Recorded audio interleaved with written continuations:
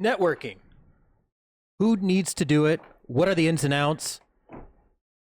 We're talking about that today. Conrad here. Dylan. Hilton. George. And our special guest, Charles. Charles. Thank you very much for joining us today. Is this My pleasure. Is this like talking about network because we have a guest that is? Oh, I didn't know Charles is into networking. Just what a coinky dink. Do tell. Yeah. No, we actually did know that you were going to be here, Charles. So I gathered. We kind of brainstormed the topic of today. That's not something I do. I never touch. I never check on people, right? Right. Correct. I never do that. Correct. Yeah. When So you they fly come here. blind? Yeah, never. I mean, it's not my thing. So Charles, tell us a little bit about yourself. Okay, I can do that. Let's see. Former tax attorney. I also was in charge of compliance for Transamerica for quite a few years and delved into networking once I left Transamerica. Awesome. And what made you decide to transition to networking?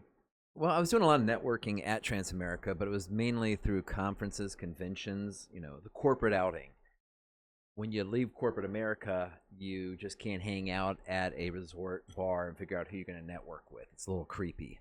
So I figured I need to kind of plug in and meet high energy driven entrepreneurs because that's what really feeds my soul. So that's what. Cool. Yeah. Well, let's get into that just a little bit. We are also going to be smoking some cigars, Yes. sipping on some whiskey. I might have already started. Okay. Well, Oh, and I have to start mine. we need to catch up. We will be right back. Dylan, take it away. Well, actually, before we do that, we So give me a second here to. we have a birthday boy today. Parabéns Pra você nessa data querida. Muitas felicidades. Muitos anos de vida. Happy birthday. Portuguese Happy version. That bottle went. Yeah. hiding it. Right. Look at that. Although I would like you to Sexy. open this box and see what's inside. I am 49 years young today. Actually, my birthday was yesterday. Ooh, a whole box of judges. You shouldn't have. It just got better. He thought that was a Sancho Panza. Is that a Robusto? It is a That Toro. This the Toro. Yeah, I can tell. Big boy. Yeah. Yeah. That's Thank you, guys. 100. On my, in my book, it's a 100. A 100 cigar. rating. Remember that? Yeah. We had the Grand Robusto size, and I feel like this will be pretty similar. But yes, thank you guys. Yeah. Appreciate it. Happy birthday, man. I need to have birthdays more often. And just like that, our audience members, please give a like for Dylan's birthday and the podcast, but more of a like and a comment for Dylan's Subscribe birthday. also. Yeah. Why not? Subscribe. Hit him with a like. To see this pretty face.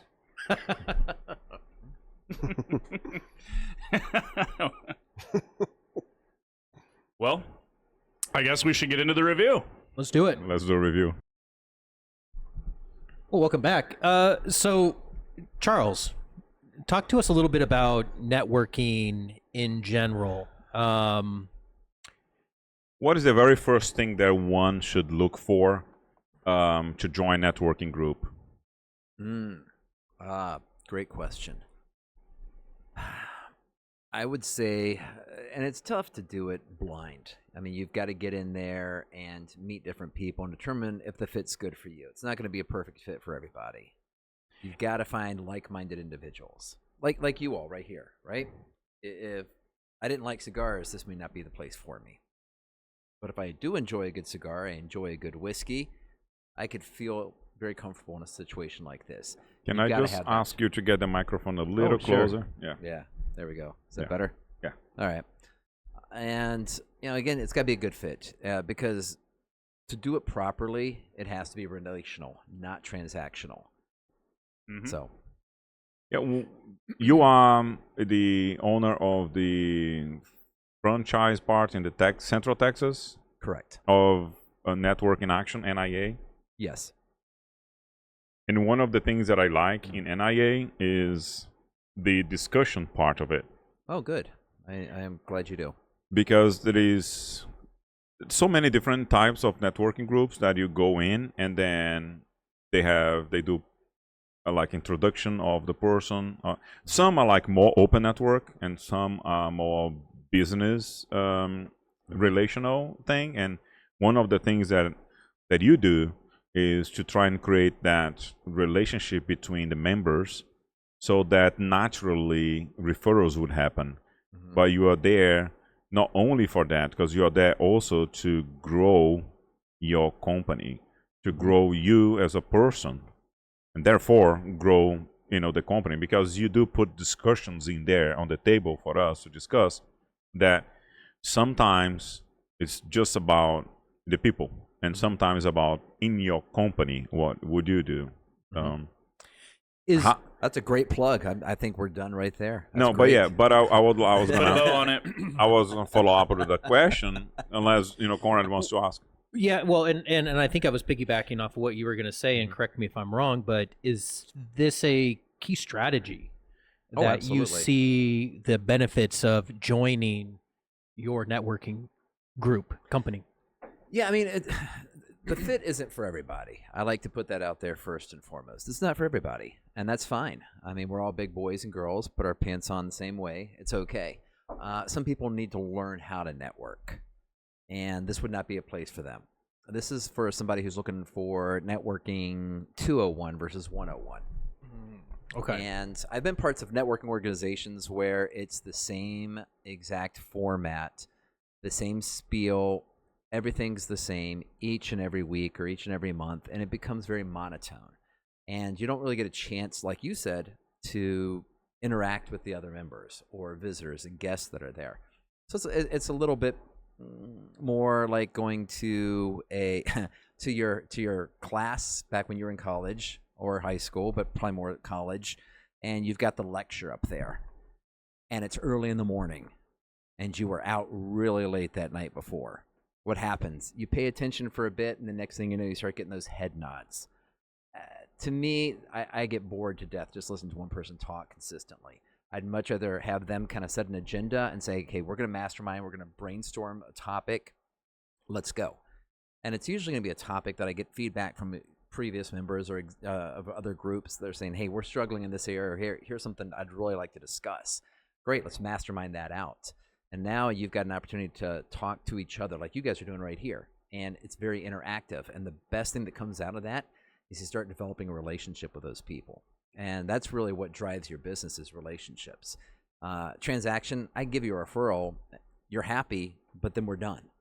But if I can develop a relationship with you and I care about your business, you care about my business, what's going to happen? Well, a rising tide lifts all ships. Same thing here. I want you to succeed. You want me to succeed. What's that mean? I'm going to go out of my way to help you, find referrals, find other referral partners for you, and see your business succeed that way. Have you found success in this? And if you have, could you share some examples? Absolutely, but define success. I mean, that's a valid question, but I guess it would success in the fact of business growth and connecting people to other industries or other areas where they maybe felt like they didn't tap into or didn't have a chance to meet somebody from a different industry that they're like, well, this is awesome. I can grow my business in this direction. Yes, and the reason I ask you that, I wasn't trying to be, can I say dick? Well, you can't say anything you want to. I didn't want to be a dick by asking that. No, not at all. No, Not at all. I liked it. It's if you define success as am I making money off it, can be completely different than my version of success is. Correct. I like to see people succeed. Right. I like to make those introductions. I'll give you a story. One of the best ones I've had so far, and it happened at our Avery Ranch group.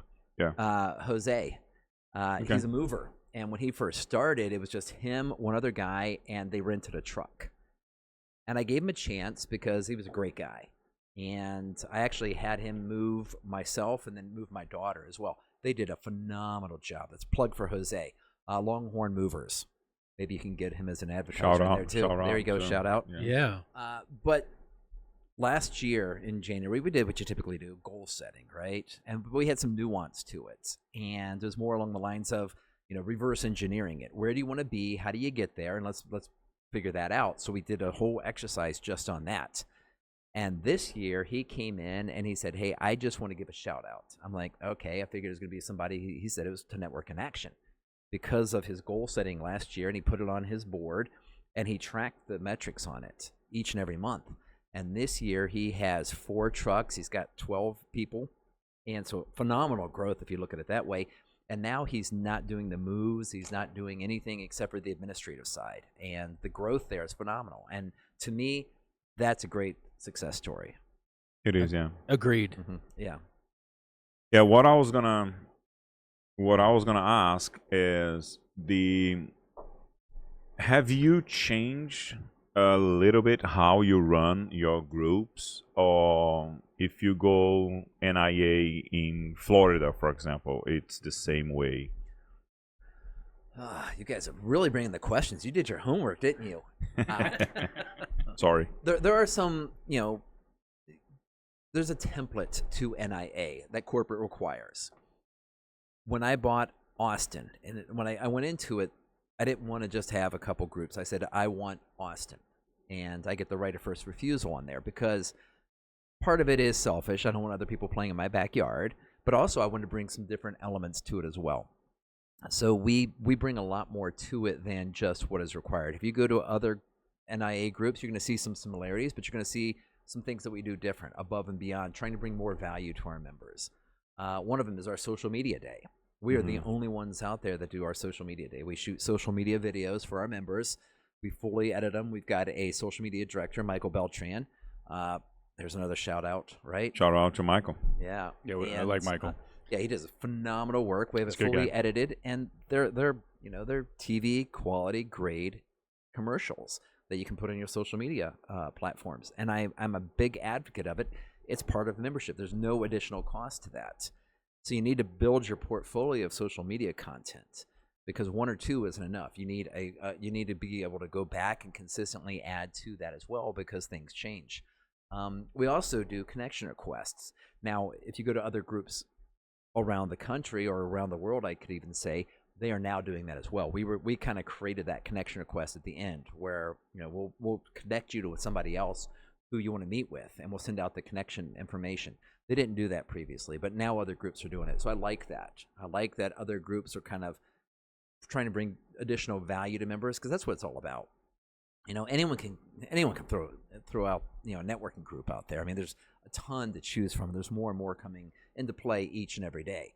But if you can say, hey, we've got not only a networking group, but we mastermind and we bring true value to you, then we've got a better quality of member. And I'm not trying to say quality like other people out there, aren't quality individuals and things. But we do have some minimum barriers to entry just because the conversation is different. You got to have 3 years minimum experience in the industry. Why? Well, because the conversation is different when you've got experience and when you don't. It's like in here, same thing. If you bring in somebody who doesn't smoke cigars, doesn't drink whiskey, hey, they might be a great person, but they may not be a good fit at this table. Yeah. One of the things as I do participate on different networking groups, and one of the things, I already mentioned that the things that I like the most in NIA is the discussion part because it brings a lot of growth to me as a person and to the business as well. But the connection request actually is a pretty good idea because we leave the room because there is not a lot of time for open network. We do at the beginning for actually a good amount of time. But it's not like open network all the way. So you end up not really meeting those peoples, everybody else instead of the people in your table.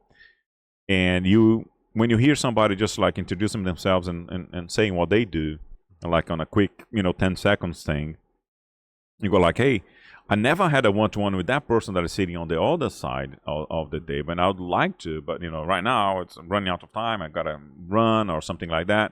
But when you do the connection request, every single meeting, we are out over there because somebody always pick me and I always pick somebody. So at least two you get out with. Absolutely. And to have a one-to-one and get to know the person, on a deeper, conversation. Exactly. And then you start creating a relationship like that. So today I had a one-to-one with Brittany that she joined your group, right? Mm-hmm. And it was awesome. I mean, she does not only do cleaning, for example, she does more than that. And then I was like, was interesting and then you start understanding a little bit more what people do. Mm-hmm. And it's awesome. Yeah. Yeah. Because you leave something with something tangible. Right, you're leaving that meeting with something tangible, and there's something to that. And Brittany's also a great story. I mean, if you get a chance to hear people's stories, right, and that's when you start caring about people, is when you can actually hear their story, where they come from, why they started what they're doing. And hers is great. She was in the corporate world before. Shout out Brittany, right? We're getting a lot of shout outs here. Shout out Brittany. Yeah, but I mean, and she saw a need, filled a need, grew it in Houston, and now she's bringing it to Austin. And to me, that's phenomenal. Yeah, that's true. Let's see what George has to ask. Of course, all the notes go around what you guys are speaking, right? In order to He's be got notes. He got yeah, notes. I'm looking. How do you read that? I thought I had bad penmanship. No offense, but I Yeah. thought mine was bad. But yeah, Charles, it's Portuguese. You want to do this one? oh, it's Portuguese. Yeah. yeah, it's It's Egyptian hieroglyphics. yeah, exactly. Not to brag or anything. Yeah. George, the master flexer. Yeah. It's flexi. By the way, sorry, George. Before you get into your question, I have to say, phenomenal whiskey. Oh, you like it? Oh my God, Yeah, this Yeah. I top 10. Top 10. I Good. might even throw it in like top 5. Like this is phenomenal. Most Really weeks, good. I'm really glad you enjoy that. Because to me, I wasn't sure when I first tried it, and for the price point, wow, it is. It blows my socks Beyond off. the value for the Yeah. price Oh, point absolutely. of it. It is very worth it. Mhm. Sorry, George. Sorry. No. Give that a little shout out.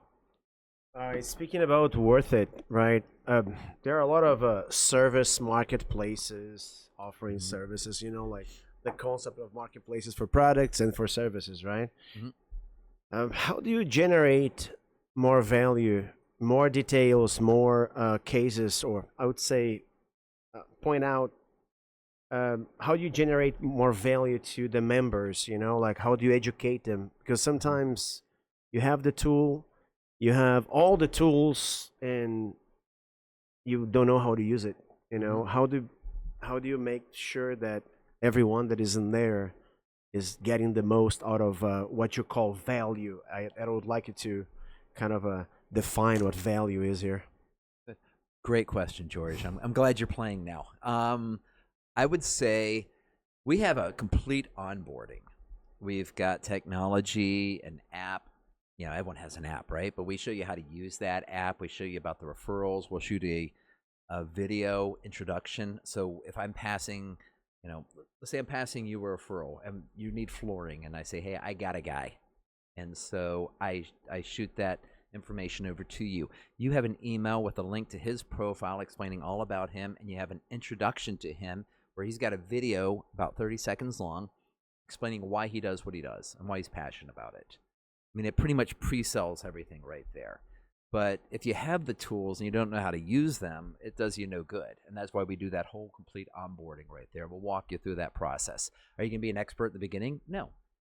But that's why we keep reminding people. And repetition, of course, is the key to learning. Beginning of my meetings, I do that. Plus, I also incentivize people as well. The more you use the tools, the more points you get, because we kind of gamify it a bit.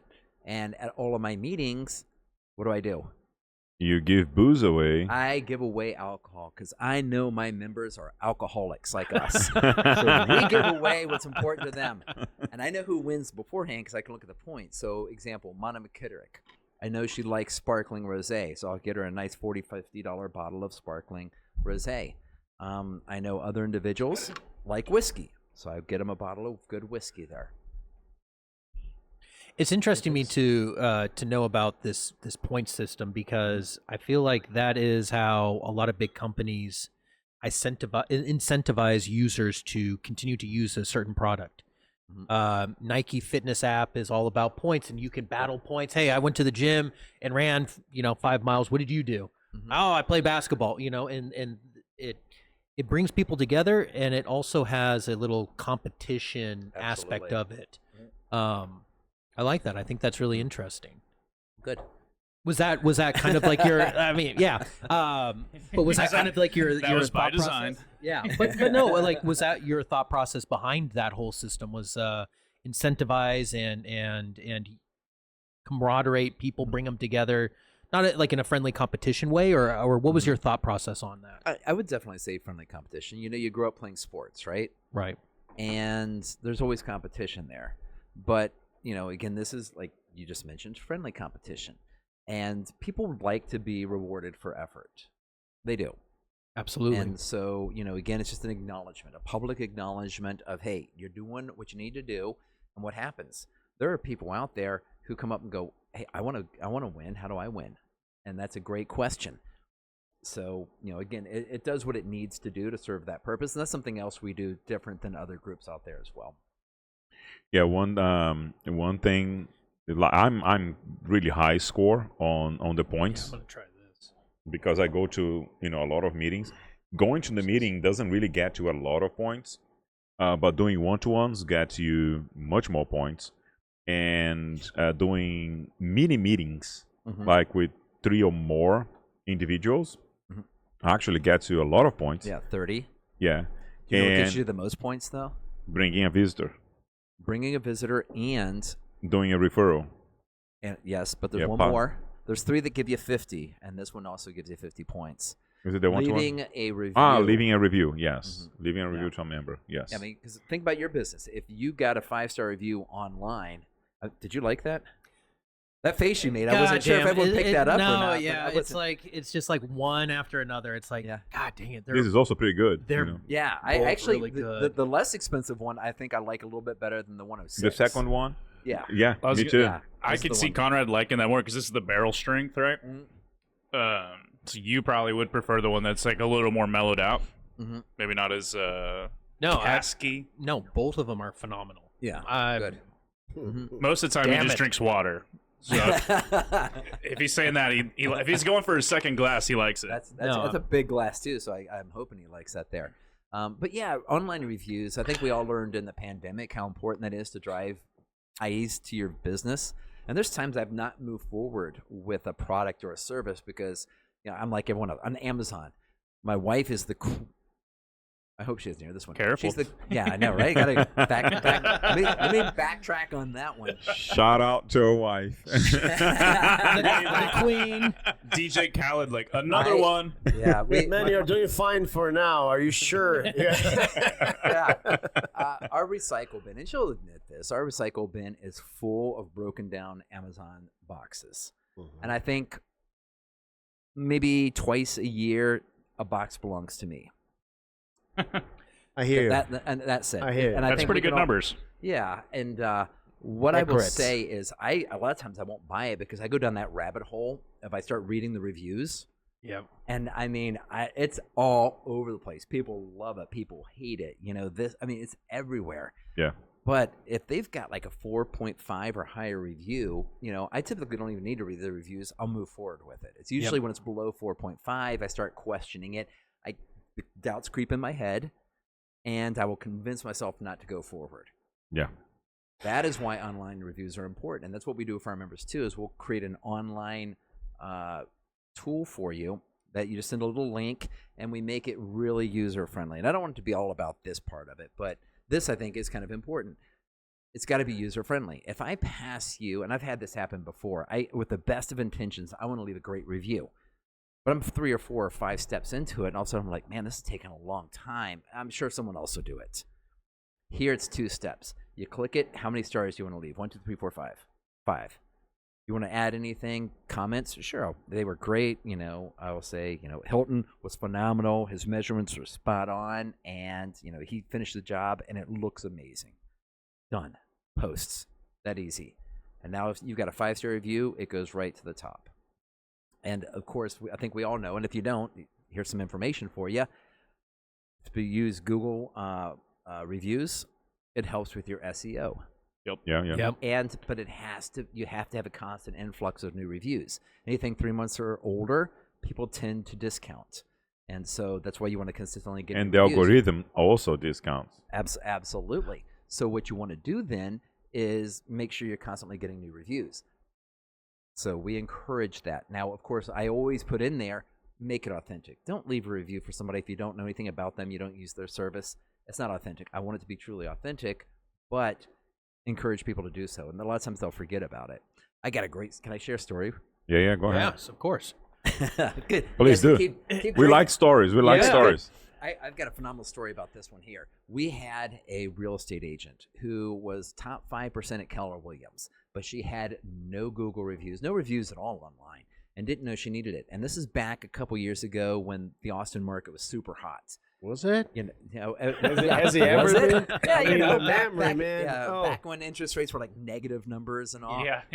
But she never had an online presence, and she didn't really need one. But again, the market was super hot, meaning the listing price would be $600,000, and you'd have to come with $100,000 to $200,000 above that in cash. Yeah.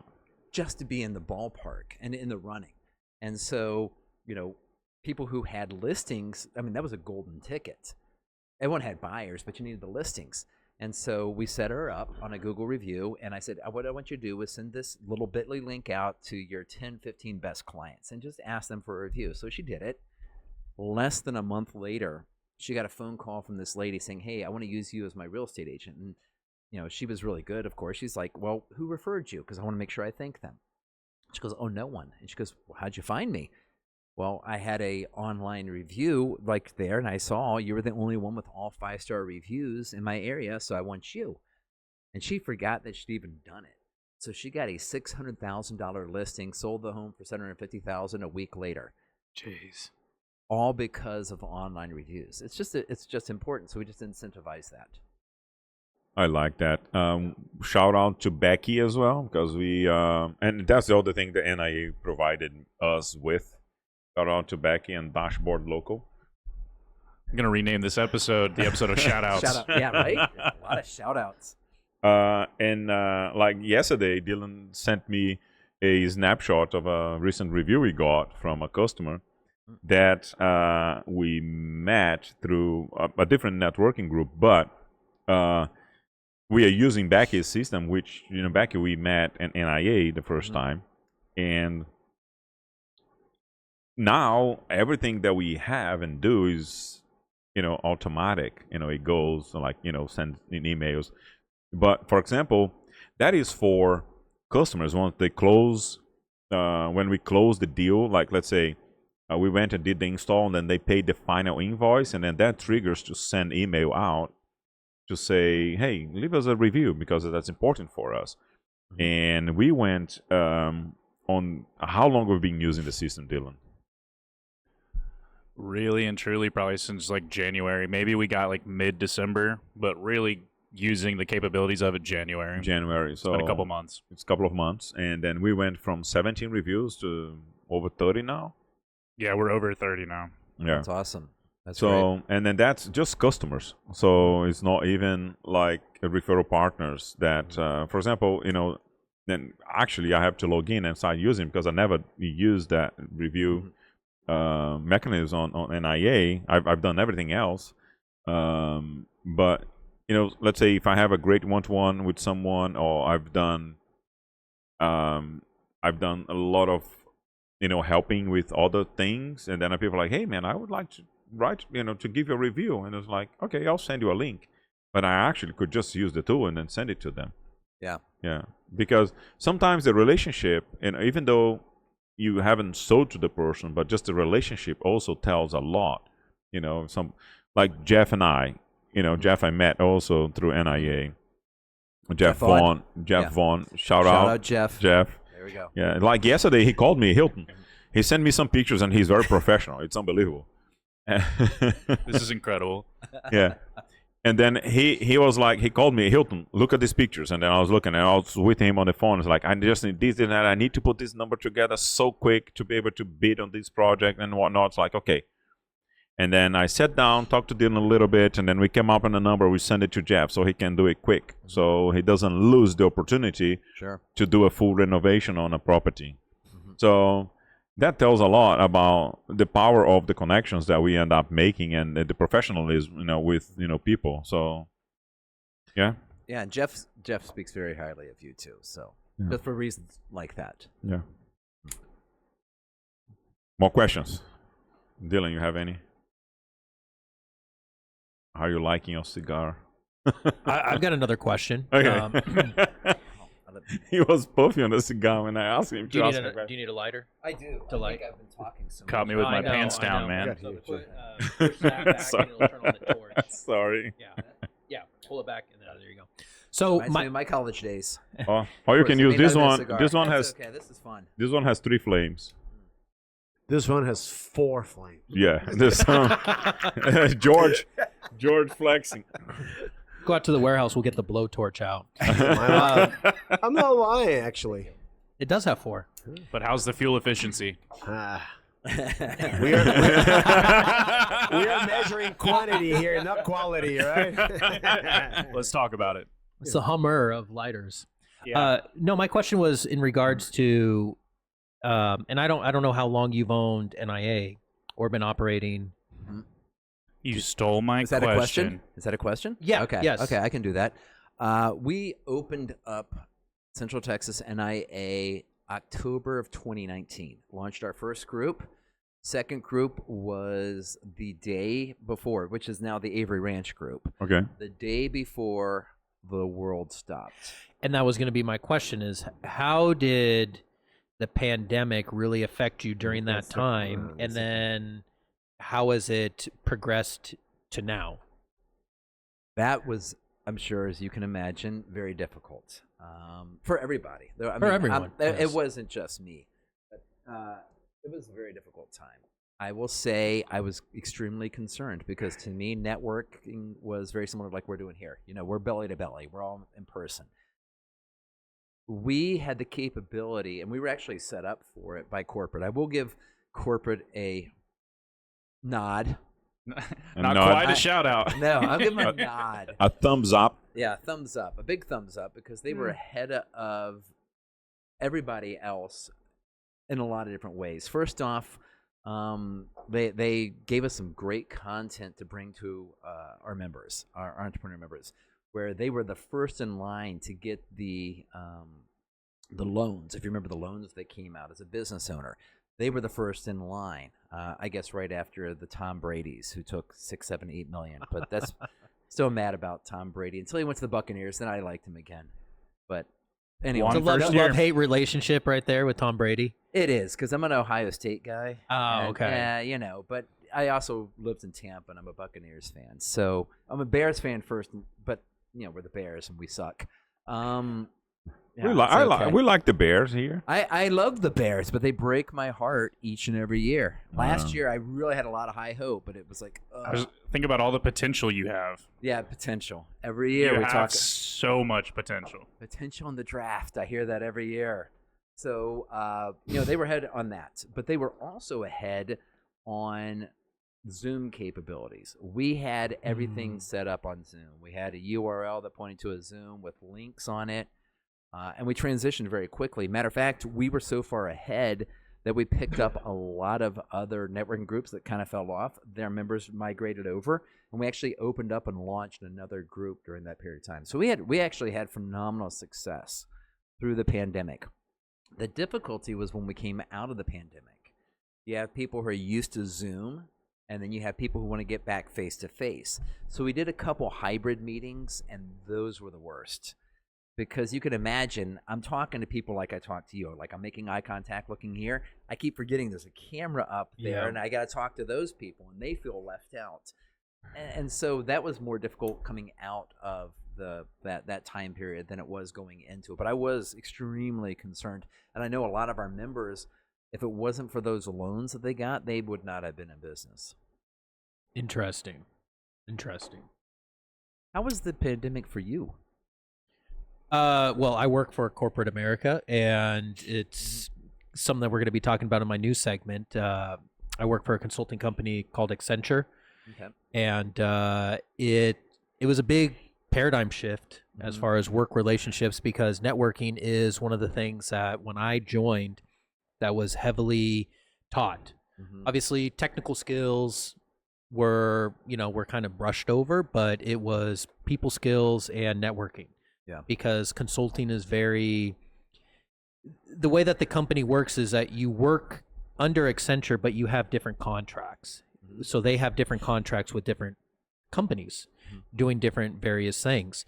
So the idea was that you need to network with other people, show your brand, what you are capable of to get placed on a project so that you're billable and that you can work. So after the pandemic, or when the pandemic hit, going back to the office, it was a weird transition. And even now they're really starting to go, they're finally now having team members go back into the office, which is honestly kind of a battle, because I work, so I am the head lead for Accenture at Google for recruiting. And all of my team is in India and the Philippines, and they have to once a week go into the office, and they're constantly messaging me like, hey, I just got into the office, nobody's here, can I go home now? And I'm like, you just started working, like what the hell you mean like you want to take the day off? Like we have work to do. But I mean, it's an interesting, and especially what I'm finding is that younger workers are now having this mindset of, I'm going to work from home, or I don't want to go into the office and interact with people. I want to be somewhat socially distant from contacting people. And being completely honest, I need to brush up on my social skills almost, because I work from home. And when I do go into these networking offices, or when I go into the office and network, it's kind of like, oh shit, I've done I did this 5 years ago, but now I forgot all about it. And it is a skill to get back in there and be like, okay, sell yourself. This is what I do. This is what I'm looking for. Hand me your resume. Let's talk. And so even for big corporations, it's a big change. It is a very big change. Yeah. So now I would imagine, I mean, most of the people we deal with are not in corporate America. I mean, we do have some corporate America members, but most of them are more entrepreneurial or the business owner themselves of a smaller organization. And I was kind of curious on that side right there, because I do know people get very complacent with working from home. yes, Right? You don't have to get up earlier. You don't have to fight traffic, which here in Austin, everyone's going to complain. I mean, any city is going to say we have horrible traffic. We just don't have an infrastructure to support the people here. So Correct. Driving here was an ordeal.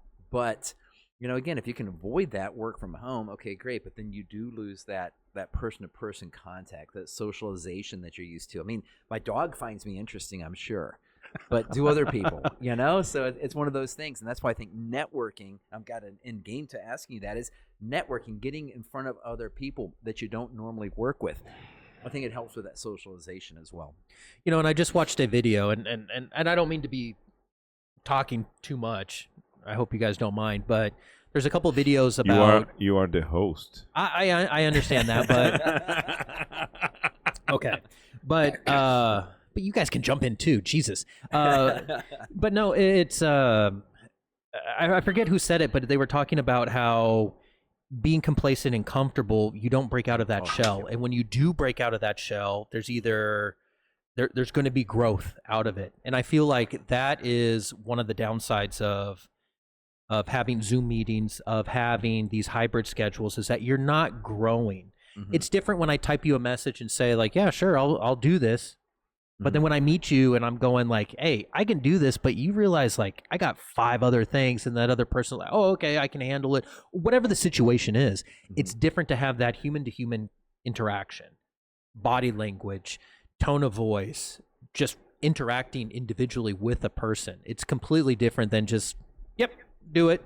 Send a message. Oh yeah, I mean that screen is a great equalizer, right? Yes. I mean, if you're behind that screen, you can have all the confidence in the world, and you can just, I mean, we can have a whole different discussion on, the internet and Right. bullying and all that other stuff. But when you're behind a screen and you're sending messages and things, it is a lot different than if I'm face to face with you, and I can see, hey, this is so important to me. I need you to.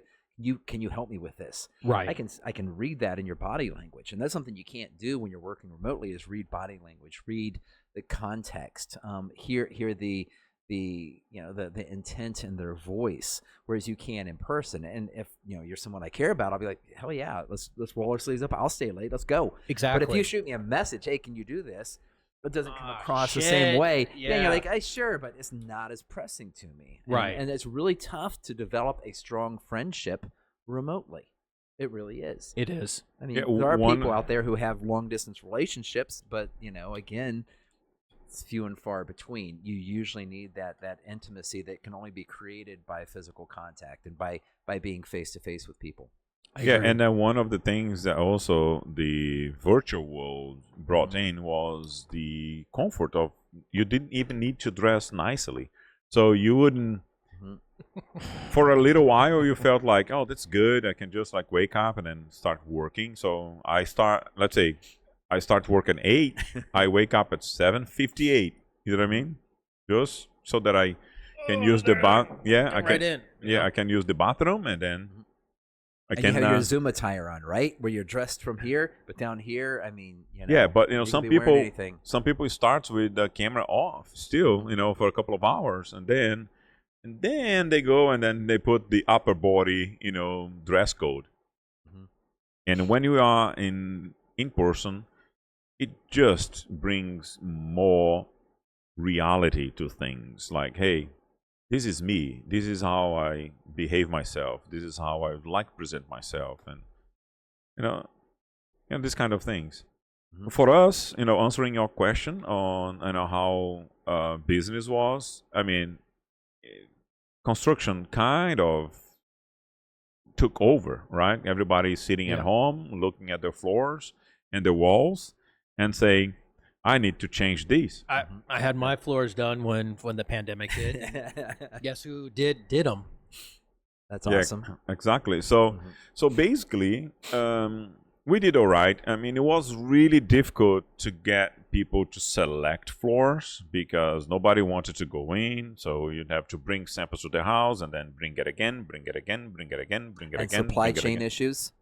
And supply chain Supply, issues, and then prices going up, and then throwing whole sets of displays away because people like putting price up.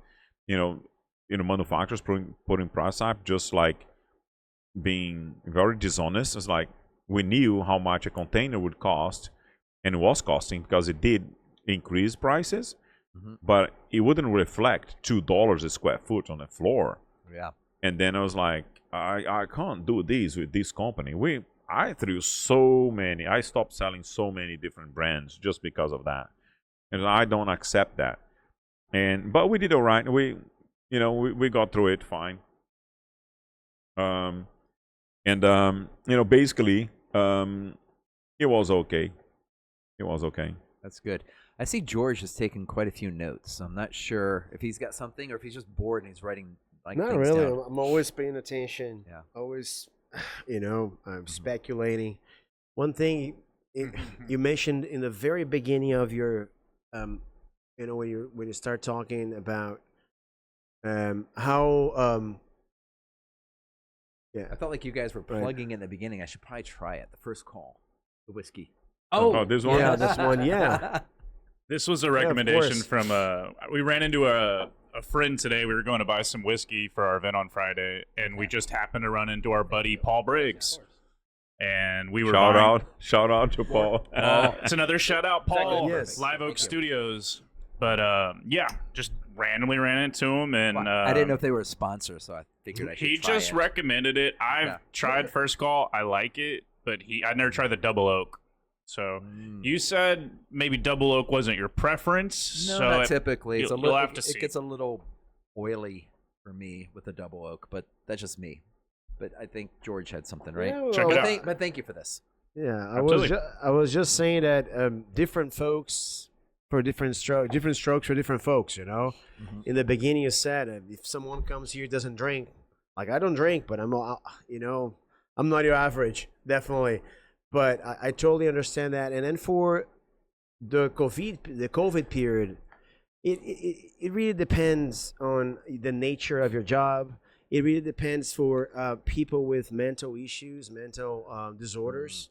You might have been blessed, and millions of people figure it out that, well, they can still deliver if they stay home. So I am in two hearts when I talk about that. I think that we are always looking for connectivity, and we gotta find a way to do that. You know, necessity is the mother of innovation. So probably during the COVID, that's, you know, like you accelerated what probably would happen in 2030, 2035. We had to do it 15 years before, and I don't think we are ready, you know, like to establish the right KPIs for the companies to know exactly, you know, how to measure your you know, your production if you're out. I think we had to adapt it, you know, like everyone stayed home. There's a lockdown. So I think there are ways to do that, but we are made. Think about the first, talking about networkings, like the markets, the fair markets, the trade markets, they were created exactly with that purpose, you know. You are on your corners, and then you all get together in order to, you know, to learn, to create value. So we always find a way. We will always find a way. And one of the things you said I think is really important is I truly believe humans need community. You know, we succeed a lot better as a community when you're with other people than you ever are by yourself. You know, one of my favorite adages I always throw out there is, if you want to go fast, go alone. If you want to go far, go with other people. We succeed yeah, right? That's a good one, yeah. That is. I love that one. And to me, it just means we do better when we're together. And, you know, and when you're by yourself out there, a lot of bad things can happen. You get inside your head. Talk about mental issues coming out of COVID. People were isolated. And the rate of anxiety and depression has grown astronomically since then. And people would feed bad habits during that period of time. Where they started drinking a lot more. Drug use became rampant again. Obesity spiked. I mean, oh my gosh, we could have a whole conversation on obesity. And a statistic I came across in the past 10 years, our obesity rate has skyrocketed, where we now have an obesity percentage in the United States alone of 60%. 60% of the individuals in the United States are considered clinically obese. Yep. And what does that lead to? Now you've got Ozempic, Mounjaro, you know, and all of these things that people are taking to lose weight, which they wouldn't need before if they were, you know, not feeling isolated and needing, you know, food as a means to get them to where they need to be, whether it's alcohol, food, whatever vice it is they have. Minus, of course, whiskey and cigars. Damn it, right there with you, I guess, on your vice. But see, we're doing it in a community here. We're doing it together. And there's something to that, right? Again, I think people are much stronger when they're together. Yep, absolutely. It's a good quote to finish, isn't it? Absolutely. It When takes when we're all together. it, Did you want to say anything? No, it's all good. Let me do my business then. Thank you, everyone, for watching another phenomenal episode. Please do not forget to like, Subscribe. Comment. Share. Charles, thank you so much for joining us on this very informative podcast. We really appreciate it. I really appreciate being invited. This was a lot of fun, guys. I do appreciate you. Thank you. Thank you. Till next week. Au revoir.